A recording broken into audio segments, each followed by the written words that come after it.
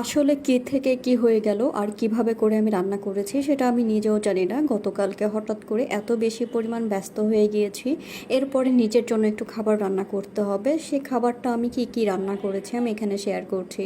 এখানে আমি আলু দিয়ে আর ডিম দিয়ে রান্না করেছি।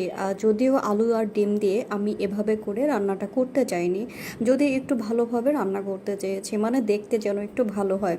তারপরে এখানে যেহেতু রান্নাটা দেখতে এলোমেলো মনে হচ্ছে, কিন্তু আসলে তরকারিটা অনেক বেশি টেস্টি হয়েছে। যদিও এখানে আমি আলু দিয়ে আর ডিম দিয়ে রান্না করেছি, আর ডিমটা আমরা যেভাবে করে ডিম ভাজি করি ঠিক ওভাবে করে প্রসেস করে নিয়েছি।